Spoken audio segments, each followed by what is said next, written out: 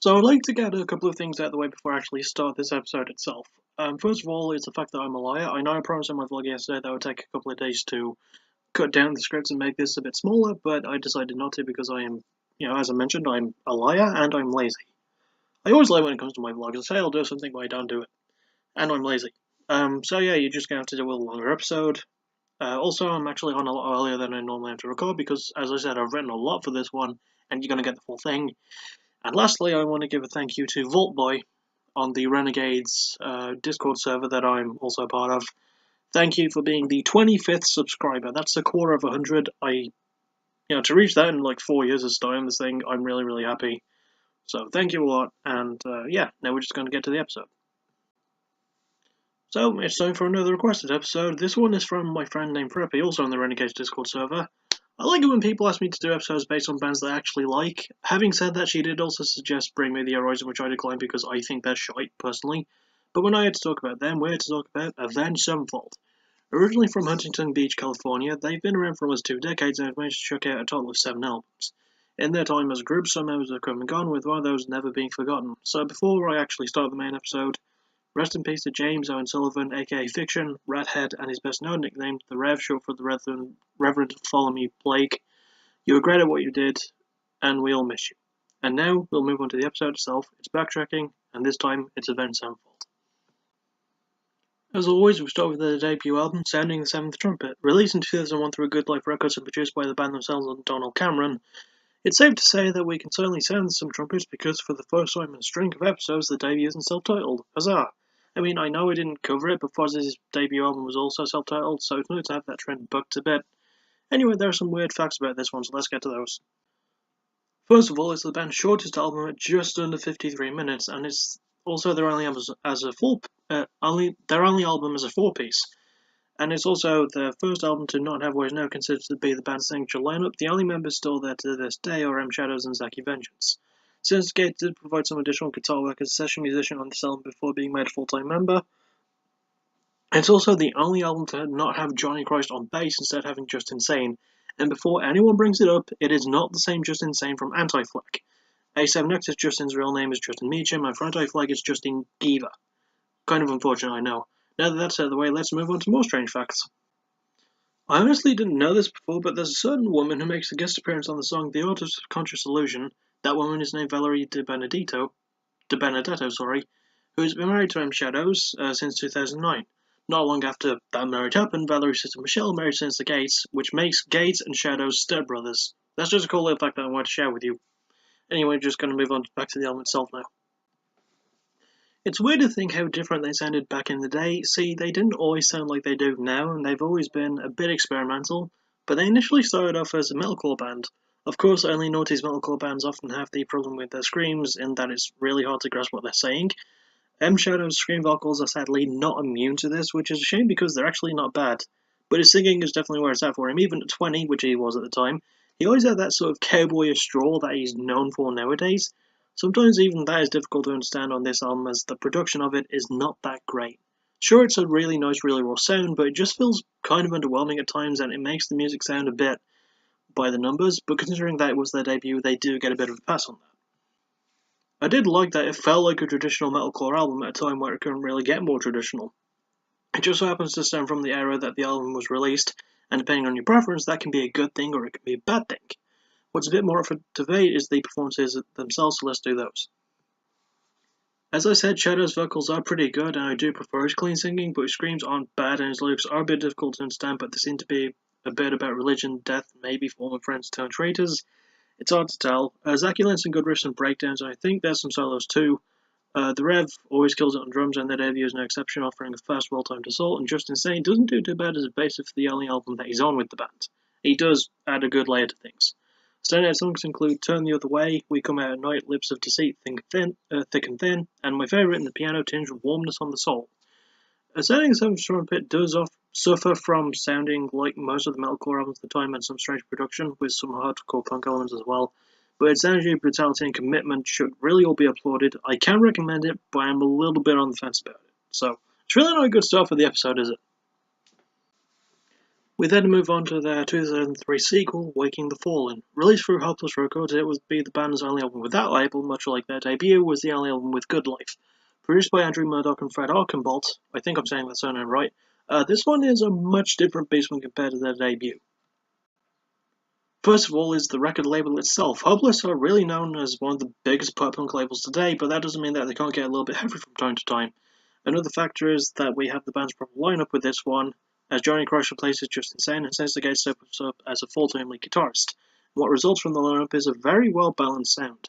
Sure, the metalcore screams and breakdowns are still there, but at least I can understand what Shadows is screaming about, and his clean vocals are different too, having been refined to sound a bit clearer.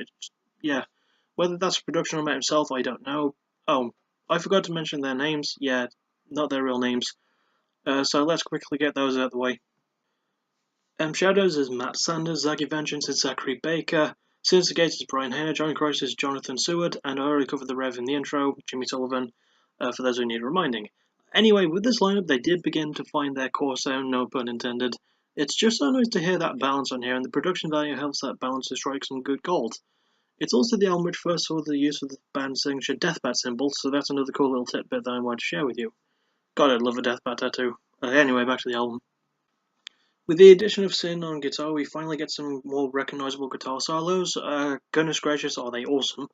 Sin is possibly one of the best guitarists in the history of everything, and I've got no problem with saying that. Also, cool side fact, his dad, Brian Hayner Sr., is also a guitarist, best known as the guitar guy for Jeff Dunham's puppet named Ahmed the Dead Terrorist. Weird world we live in. Anyway, Sin's great on guitar, but I want to talk about the vocals some more. It's clearer to hear and decipher what Shadows is singing about, and even his screams are more coherent, which I actually quite like.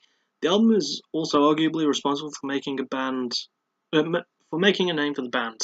See, while sounding the Seventh Trumpet sounded a little bit generic from time to time, Waking the Fallen adds enough experimentation and great production to break that trend, and it's essentially the blueprint of most modern-day metalcore bands.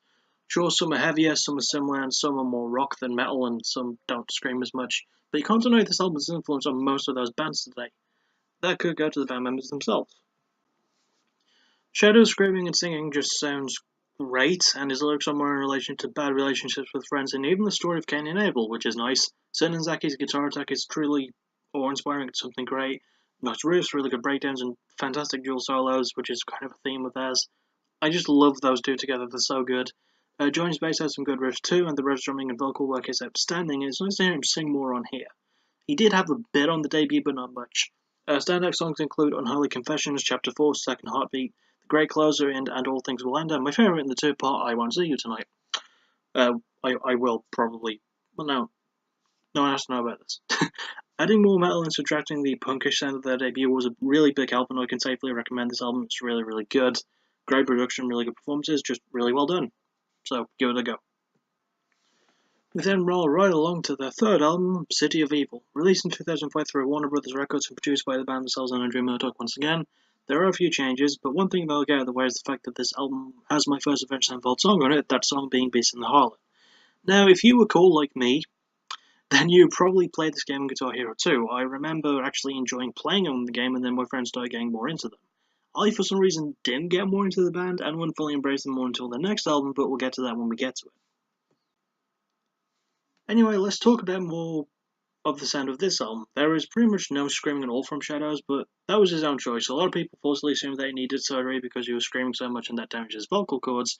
Truth is, that's not true. He just wanted to sing more, and thanks to the help of renowned vocal coach Ron Anderson, he managed to get the singing just right, and it works wonders in City of Evil.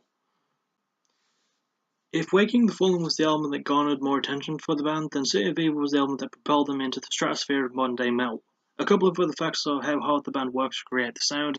As heavy on polish and production as it is, the band didn't half-arse a thing, with the Rev especially changing things up as they would practice for hours on end to work hard on the drum pedals to reach 210 beats per minute. That is just mental, and only for the pros that we lost them way too soon.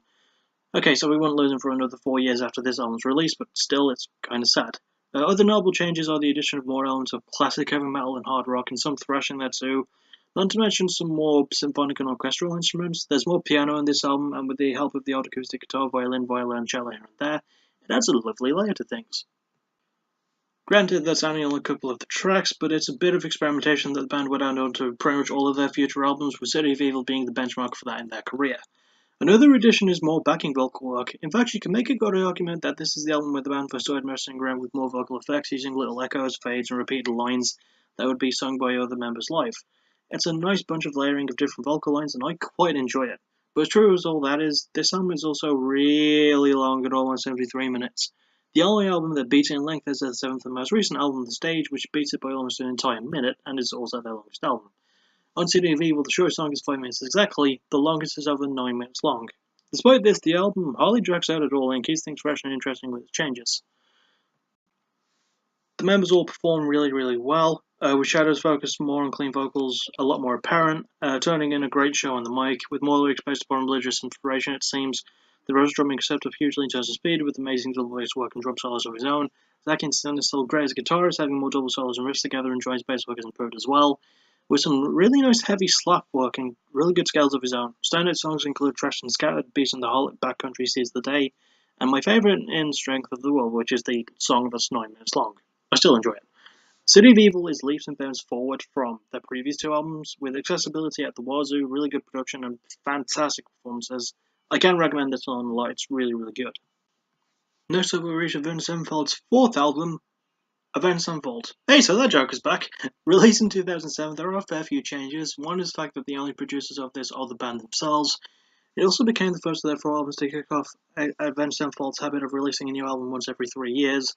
And last but not least, it would also be the Rev's last appearance on an album before his untimely passing away in December of 2009, with the 5th single from this album, Scream, being his last appearance on Avenged Sevenfold's single release. The band's self-titled 4th album is only 10 tracks and reaches 53 minutes and 30 seconds in length, which might seem quite long, but it's honestly not that bad. I guess that now would be a good time to mention a couple of things. First of all, I probably heard more songs from this album than any of their others before listening to it myself for this episode, and secondly, this album was not warmly received when it was released by critics. Well, not more warmly received by critics when it was first released. Yet it managed to grab a Kerrang award for best album, so it swings around about, in it. I honestly really like the album. A lot of people complain that it wasn't as heavy as previous stuff, but in my opinion there's plenty of heavy stuff to go around. One complaint that I do agree with is there's a bit of overproduction, with the track Lost being a prime example of that. It's not a terrible song, but when you throw in the use of autotune, it turns a decent track into a really boring one. Besides that, everything else is the usual fast, same lineup, same record label, same style of music with more hard rock here and there. But like I said, it's not without its good and heavy moments, with critical acclaim and Afterlife being really good examples of that. It's pretty clear that, as much good as I'm saying about the album, this was the one that was the necessary step back. It would have helped if it wasn't a self-titled album. I know it's a running gag in the series, but I think a self-titled album should always be the debut because you'll never know what to expect, and neither did the band themselves, so just let them wing it and have fun. If anything, this one should have been called Sound the Seventh Trumpet, as there's the actual use of trumpets on it. Oh, did I not mention? Well, I will now. This album combines A7 and X's usual style with symphonic elements, only this time adding more of those along with a brass section full of trumpets, trombones, saxes, and so on and so forth. All of this is on the delightfully weird song A Little Piece of Heaven, which depicts a wedding of sorts between a couple in the afterlife. It's a really macabre song, but it's just so fun and weird and strange that I can't help but love it. You know what else I love? Talking about the band members' performances. Segues. M Shadows does do more clean singing, but the odd background scream here and there just sounds really good. With the lyrics about the afterlife, abuse, and missing a form of love loud and clear, there are a lot more great riffs and solos from Zaki and Sin. With even more dual work than before, Zaki is even given more time to shine as a soloist, playing really a lot more high notes, so it's really good. Same with Johnny Cross on bass, he gets some really good intro riffs here and there, and he has a good heavy solo to playing, and in his last living performance with the band, the Rev puts in a great time behind the drum kit with really good solos, fills, and really great timing. He also has more curly vocal time on here than pretty much any other album, and he can sing really well, as we find out. Standout songs include Afterlife, Almost Easy, Gunslinger, Critical Acclaim, and my favourite, A Little Piece of Heaven. Whilst it suffers from a bit of overproduction, Avenged Sevenfold's Avenged Sevenfold is still a really good album, a damn good album, with awesome performances and really good accessibility to it. I can easily recommend this one, in spite of the comments of some critics who just didn't like it. Opinions is opinions, isn't they? Next up we reach the band's 5th album, Nightmare, released in 2010 and produced by Mike Elizondo, or Elizondo, I don't know how to say his name. The album is very bittersweet. I know that I've brought it up more than enough by now, but the rest passing was a huge hit for the band. He still recorded the majority of the drumming on this, with Dream Theater's Mike Portnoy being behind the kit as a session musician before becoming a touring member for the band later on, but he was never made like a fully official member. The album is even more bittersweet considering that it was my first Avenged Sevenfold album to listen to through and through. Hell, if I'd done my favourite albums of the year 1 year earlier than I did them, which started in 2011, but I wasn't making videos back then, this one would have probably been at the top of my 2010 list. I love Nightmare so much, it is so damn good. But much like with the Architects episode I did near the end of last year, I couldn't get the feeling of the Rev's ghost away from me. I never met him, and was only more recently getting into the band around the time of his death, but having seen interviews and the kind words since from his fellow band members and lifelong fans, it's like knowing his life in a way. That's a rather mature way to go about it, and that shows in the album itself. The band decided to stop messing around and try to move on, and went from boys to men to quote one of the reviews. Bikerang, if I remember correctly. The entire album is just so touching and so damn lovely, and 7 years after I first heard it, I still get chills down my spine when I hear the drumming and the vocals of Jimmy. You can hear from the remaining members' performances that this was not an easy album to make, as there's much more heartbreak and much more passion in the music than I think there's ever been. There's much more maturity and depth to things now, with the production kind of taking more of a backseat. It is still there to make things look pretty, but at least it's not there to the point of overstaying its welcome. The production is just where it needs to be. Sorry, accidentally had a random pause there. Yeah. There's even less of a symphonic element, with only some use of strings, trumpets, and mostly a piano. The piano actually gives a really creepy vibe to some of the songs, and that's kind of the sound that this album needed to mix things up. The album is a tribute to a fallen brother, and if it's about missing someone who's now dead, then why not make the album try to sound as such? And these guys blew that out of the water. It's honestly a surprisingly fun album at times, despite the grim and sad subject matter. It's clear that, whilst it is a tribute album to the Rev, not every song is like that, and they don't overdo it with the messages of how they miss him.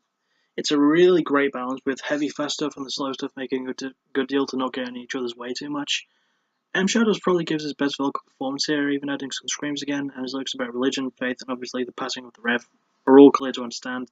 The guitar work of Sin and Zaki both is always great, but Sin gets more time to shine on his own. But Zaki isn't left out, but it's just that Sin has more time to himself on this one. But Zaki is still really, really good. John's bass work still rocks with good grooves and riffs to keep up, even picking up more speed along the way. Mike Portnoy might have only been around for one album, but he does a really good job of emulating Jimmy's style. And finally, the Rev himself is actually on the album, singing co-lead vocals on the song Fiction. It was originally known as Death, but they changed the name because Fiction isn't the one of the rest of the nicknames, as I mentioned at the start, so yeah. Standout songs include the title track, Buried Alive, God Hates Us, Fiction, and my favourite in Natural Born Killer. Nightmare adds a really eerie depth to things, and is a truly touching tribute to Jimmy the Rev Sullivan. Awesome production, performances, and tons of passion. It's just so damn good, and I can recommend this one without any issue. It's really good. We then move on to the band's sixth album, Hail to the King. Released in 2013 and produced by Mike Elizondo again, this is the only time in the band's history where they have the same producer twice in a row. They also stick with the Warner Brothers record label, but there are actually some changes for this one. First is the induction of a new drummer, Aaron Ilje, or LJ, I don't know. Second is the huge change in sound. The majority that explored in Nightmare is expanded upon in Hail to the King, as there's a lot of throwbacks to older metal bands that Avenged Sevenfold themselves grew up listening to. Since Aaron was born in 1988, he didn't really get the full benefit of listening to those, and so the band asked him to listen to those bands in order to prepare better for this album. Whilst I don't have an issue with it now, I did at the time. 21-year-old me was much more naive and didn't appreciate the older metal bands as much, and as a result, he didn't appreciate the older metal sound as much on this album either. But current me, 25 years old, actually kind of found a charm in it on a second listen. It's no secret that Avenged Sevenfold are known for changing their sound with pretty much each album, and going to a nice throwback style for their sixth effort did wind up becoming kind of beneficial for them at the time. However, it did also lead to the hilariously harsh critical review by Machine Head's Rob Flynn, claiming that the album is just a bunch of cover songs of Metallica, Guns N' Roses, and Megadeth songs. Interestingly enough, he doesn't bring up his own band. I read that review and I saw it as nothing more than a comedic thing. Flynn is known for saying crass things pretty much all the time, and whilst his language was relatively clean throughout his review of the album from what I remember, it was still pretty funny. Honestly, find the review if you can, it might make you chuckle a bit. It was just kind of funny. Anyway, that's enough padding, back to the album. So, despite its attempts to mimic the sound of those older bands, Avenged Sevenfold do generally try their best to sound just like themselves. Pardon me. Just picture how they would sound if they were all born 20 years earlier, and then you get the sound of this album in a nutshell. Not that that's a bad thing with Mike's production, keeping things sounding quite modern and fresh without overdoing it. It's weird how more of the negative backlash compares it rather unkindly with those older bands, but I honestly don't see it that way. It's something that grows on you. Having said that, the lyrics are kind of off to me. I mean, they weren't perfect on the self-titled album, but they were a bit better than on Hail to the King. It clocks in 10 seconds shorter than their opponent's fourth album, and it feels a bit too short. There's less emphasis on vocals this time too. The previous two albums were doing so many unique things with the backing vocal work, and the layering of Shadow's voice especially sounded great in those two, but it feels like it's just him and him alone in this one, with the other members providing good gab vocals from time to time, so that's not all bad, but it just could be better. Speaking of Shadows, he does seem to have more range, as repetitive as his lyrics can be on this album. I also can't easily break down the message of the songs, but there's some stuff about religion, politics, and just the usual shtick when it comes to the band. The guitar work from Sin is great, but it's not much of a dual effort anymore, with Zaki sticking pretty much at just the rhythmic chugs without much time for his own solo work. Johnny's bass work gets a lot more time, and I quite like it, adding a deeper tone to the songs. And Aaron's drumming isn't too bad for his first and only appearance on an A7X album. Standard songs include the title track, Shepherd of Fire, Heretic, Doing Time, and my favourite, In Coming Home. Hail to the King does suffer from being a bit basic with its throwback sound, but its polished and overall tone are consistent and charming. I can recommend it, but like with a debut, it's a little bit tricky. And finally, we reach their seventh studio album, The Stage. Released in 2016, there are quite a bunch of changes, so let's go over those. First of all, is the fact that nobody knew that the band were putting it out until a month before its release. They were working on it secretly, and whilst there was rumours around it, nothing was really fully confirmed until they had announced it themselves. There's also a label change, ditching Warner Brothers for Capitol, and the band also produced the album along with Joe Barresi. It also features a new drummer who's still with the band, that drummer being Brooks Wackerman, who is best known for his work with the band Bad Religion. It's also the band's longest album at 73 minutes and 35 seconds, beating City of Evil by almost a full minute. And lastly, it's a much more unique outing for the band as a concept album, mostly focusing on the concept of artificial intelligence and its impact on society, as well as society's own self-destruction. Subjects touched with this include religion, nuclear war, and space exploration, with the phrase "the stage" being a euphemism for the Earth. Hell, the title track is about all the wars that history has waged in the past and basically how shitty we are as people, so no wonder the band kept quiet about it. Concept albums can take a level of time to put together, especially when they don't really have a character to focus on. It feels like more of a commentary on what's happening in the world today than an actual story, but it does have some elements that link the overall messages and songs together. One of those elements is the addition of a new prog metal sound, adding a huge layer of speed to things. Shockingly, it doesn't put off from the band's usual sound. It's a good mix of the first albums, that's self-titled, and the new prog stuff that just adds to all of that. With the album's theme of artificial intelligence, which is the main one, the band needed to embrace a genre that would fit that mold, and they picked very damn well, I would reckon. Yeah, another element is that the themes are kept consistent, and even though there's not really characters to focus on, it's kind of like the band putting themselves in that situation. It might seem a bit ironic for one of the world's most popular metal bands to talk about how technology can be bad for you, but they do remain surprisingly transparent about it. They're able to put themselves in the shoes of someone who looks at the world in a different light because they were all at that stage at some point in their lives, no pun intended. Also taking inspiration from Carl Sagan and Elon Musk didn't hurt much either. I've never read either of their works, but I'm aware of both of them and kind of what they did. Hell, even sampled part of Neil deGrasse Tyson's speech on the closing track exist. Excuse me. The final element might be the symphonic side of things. They were present on Nightmare and a bit more downplayed on Hell to the King, but they're a lot more well balanced on the stage and they go along well with the band's sound on the stage. M Shadows sings a bit deeper, has more screams, has more range, and lyrics about the concept can be hard to understand at first, but they do sink in after a while. Since guitar work is just fucking great as usual with awesome solos and riffs, Saki's own acting isn't too bad either, and he does get more chance to shine compared to Hell to the King. And Johnny's bass work is consistently fast and awesome, and Brooks makes a good first impression on the drums, playing fast rhythm and bass and just doing a really good job. Standout songs include the title track, God Damn, Simulation, Roman Sky, and my favourite, Insomnia Disposition. Whilst it can drag itself out at times, The Stage is a good album and has an interesting concept that's told well enough through solid songwriting, great production, and really nice experimentation. I can recommend this one without much issue. So that's it for Avenged Sevenfold for now. God, that was a long episode. I'd have to say that my favourite album is possibly Nightmare. It's a great tribute, has awesome lyrics, and showcases the band growing up rather well without the need to grow old. Least favourite is probably Sounding the Seventh Trumpet, as despite as Hell to the King was for me. At least I had a clue of what was going on, but on their debut, it was just a bit hard to follow for me. There was too much screaming going on and not enough coherence even with the clean vocals. That wasn't a good sign for me. Yeah. Anyway, that's enough for this episode. That's about it. Join me next time where I'll be looking at Canadian hardcore punk band Come Back Kid. I'll see you all then, and thank you for listening.